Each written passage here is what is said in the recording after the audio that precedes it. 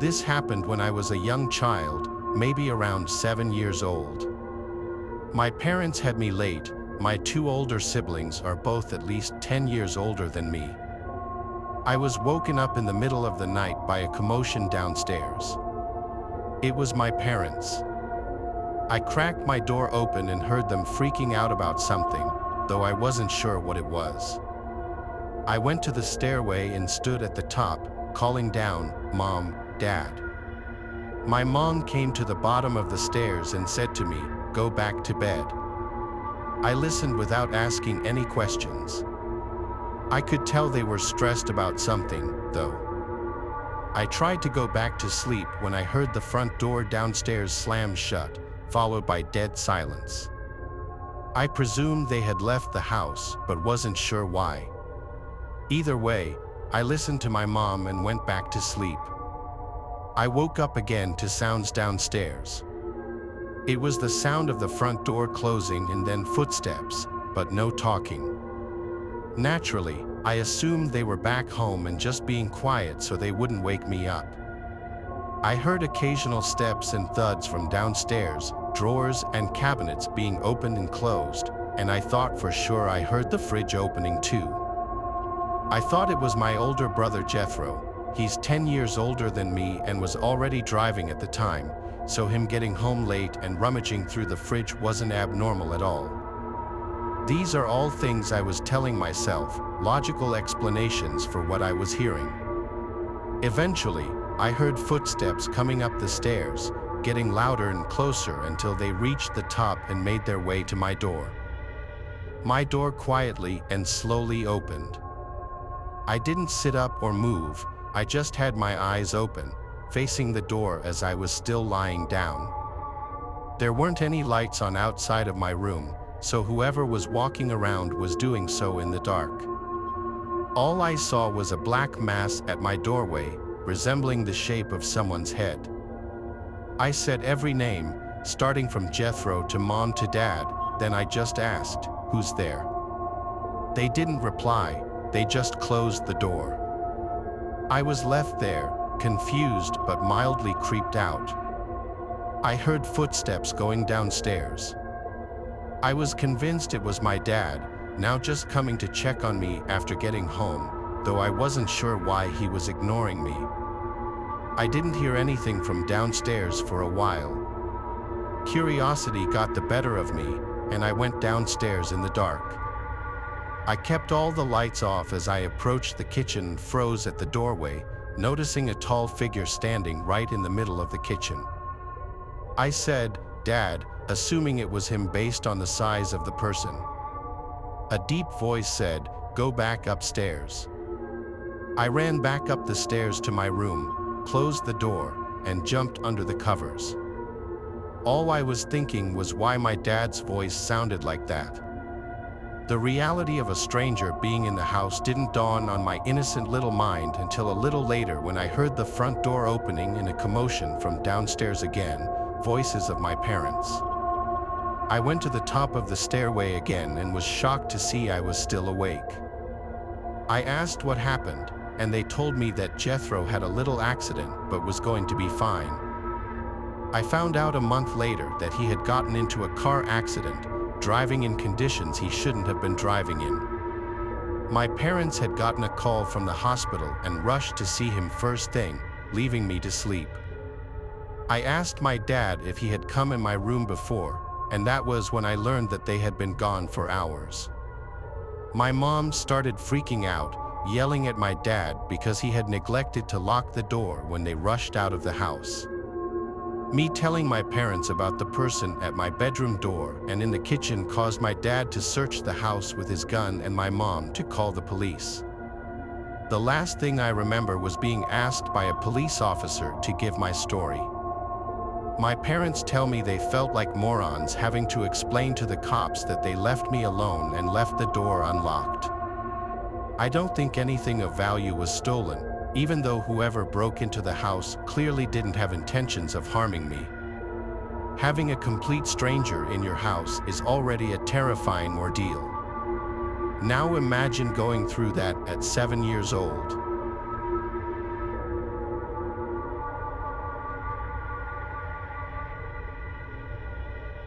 As a child growing up in a small town nestled among dense woods, I often found myself drawn to the mysterious allure of the forest.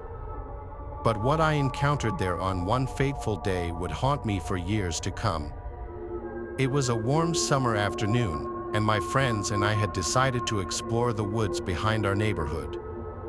Armed with nothing but our youthful curiosity and a sense of adventure, we ventured deeper into the heart of the forest, eager to uncover its secrets. As we wandered among the towering trees and tangled undergrowth, a sense of unease began to creep over me. The air grew still, and the sounds of bird song and rustling leaves were replaced by an eerie silence that seemed to hang heavy in the air. Ignoring my growing sense of dread, I pressed on, determined to uncover the truth behind the whispers that seemed to echo through the trees. But as we reached a clearing in the forest, the source of the whispers became clear.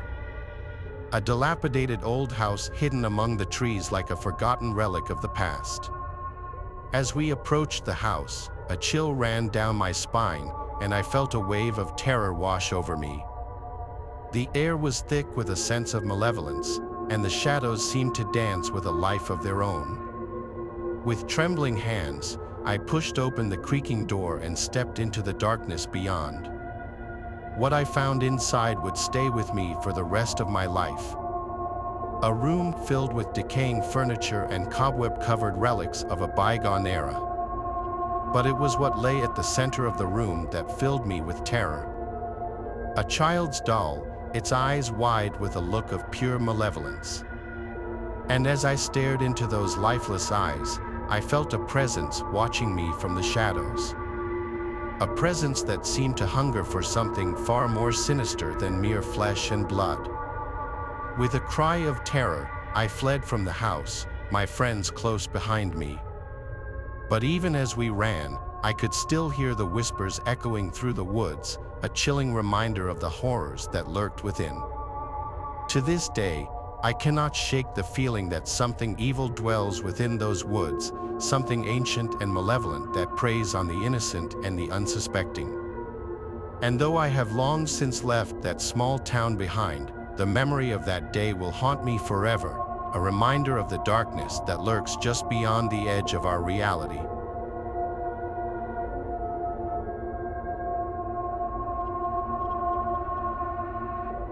As a child, I always found attics to be mysterious places, filled with forgotten treasures and hidden secrets. But what I discovered in the attic of my childhood home would forever change my perception of those dusty, cobweb-covered spaces. It all started on a lazy summer afternoon, when my parents decided it was time to clean out the attic and rid of the clutter that had accumulated over the years. As we climbed the creaky stairs and pushed open the heavy attic door, a wave of nostalgia washed over me, mingled with a sense of trepidation at what we might find hidden in the shadows. The attic was a labyrinth of old boxes and forgotten relics, with dusty furniture and forgotten memories scattered among the cobwebs. As we began to sift through the detritus of years gone by, I couldn't shake the feeling that we were being watched, that some unseen presence lurked just out of sight, waiting for the perfect moment to reveal itself.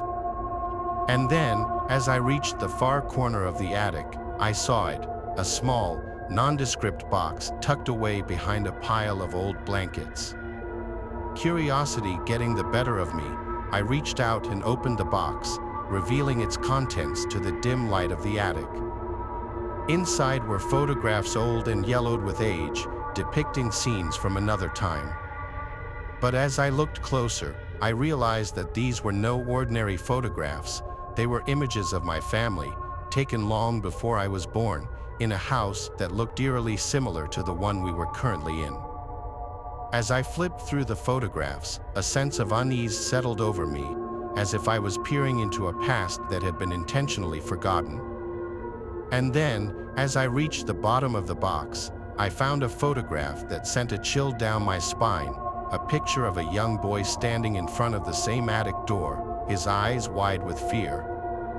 It was then that I realized the truth. The attic was haunted by the spirits of those who had come before, trapped in a liminal space between the past and the present. As I looked around at the dusty relics of a bygone era, I knew that I would never be able to forget the horrors that lurked within the forgotten attic of my childhood home.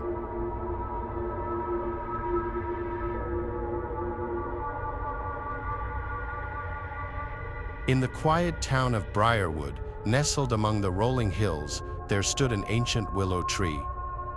Its sprawling branches reached towards the sky like gnarled fingers, casting eerie shadows over the neighborhood playground. Children were warned to stay away from the tree, for it was said to be cursed. But for Audrey and her friends, curiosity overcame fear. Audrey was 7 years old when she first heard about the legend of the Whispering Willow. It was whispered among the kids at school, a tale passed down from older siblings and cousins. They said that if you stood beneath the tree at midnight and listened closely, you could hear the whispers of lost souls trapped within its ancient roots. One fateful summer evening, Audrey and her two best friends, Imelda and Patrick, decided to test the legend. Armed with flashlights and nervous laughter, they made their way to the playground where the willow stood sentinel in the moonlight. The air was thick with humidity as they approached the tree, its twisted branches swaying gently in the breeze. Audrey's heart raced in her chest as they huddled together beneath the willow's canopy. The playground was deserted, the only sounds the distant chirping of crickets. "Are you sure about this?" Imelda whispered, her voice trembling. Audrey nodded, her palms sweaty against the flashlight. "We have to do it together. On the count of 3. They took a deep breath, their anticipation palpable in the air. 1, 2, 3, Patrick exclaimed, and they switched off their flashlights, plunging themselves into darkness. For a moment, all was silent. Audrey strained her ears, hoping to catch a whisper, a murmur from the depths of the tree.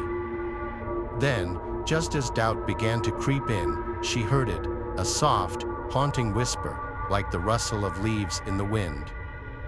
It was faint at first, barely audible over the pounding of her heart, but as she listened, it grew louder, more insistent. "Help me, help me." The voice was plaintive, full of sorrow and despair. Audrey's blood ran cold as the words echoed in her mind. She could feel Imelda and Patrick tense beside her, their breaths shallow and ragged. The darkness seemed to press in around them, suffocating and oppressive. "We have to get out of here," Imelda whimpered, her voice barely above a whisper. But before they could move, something shifted in the shadows. A figure emerged from the darkness, its form indistinct and ghostly. It floated towards them, its eyes glowing with an otherworldly light. Audrey's scream pierced the night as the figure reached out a translucent hand, its fingers curling towards her. She stumbled backward, tripping over a gnarled root and falling hard on the ground. "Run," Patrick shouted, grabbing Audrey's hand and pulling her to her feet. They sprinted towards the playground's exit, their hearts pounding in their chests. Behind them, the figure gave chase, its eerie whispers growing louder and more urgent. "Help me. Don't leave me." They burst out of the playground, gasping for breath as they stumbled onto the quiet street. The figure was gone, but the echoes of its voice lingered in their minds. They never spoke of that night again, each too terrified to confront the reality of what they had experienced. The Whispering Willow remained a forbidden place, a dark reminder of the unknown terrors that lurked in the shadows. Years passed, and Audrey grew into a young woman, the memory of that night fading like a distant dream. But one summer evening, as she walked past the playground on her way home, she heard it, a soft, haunting whisper carried on the breeze. "Help me." Audrey's blood turned to ice as she glanced towards the willow tree, its branches reaching towards the darkening sky. In that moment, she knew that some legends were born of truth, and that the Whispering Willow held secrets that were best left undisturbed.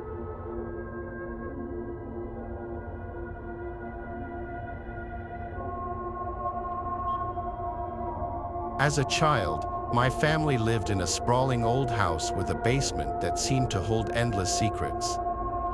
But it wasn't until one fateful night that I discovered the true horror lurking beneath our home. It was a stormy evening, and the wind howled outside as rain lashed against the windows. With the power out and the house plunged into darkness, my siblings and I huddled together in the living room, our hearts pounding with fear.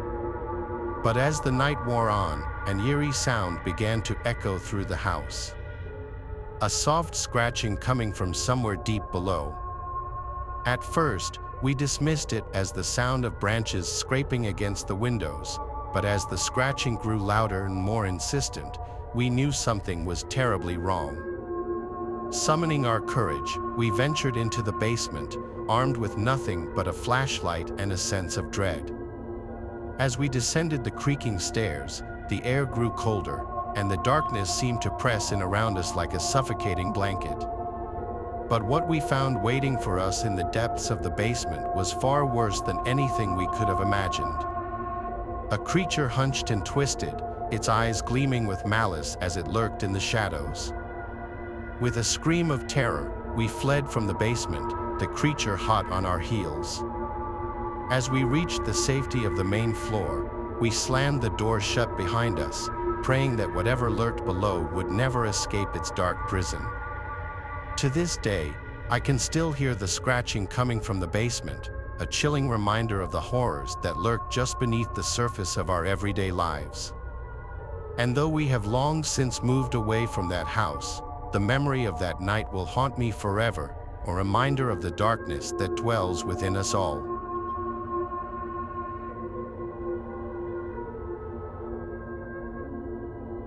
Thanks for watching the video. Subscribe to the channel and turn on notifications to watch the latest videos.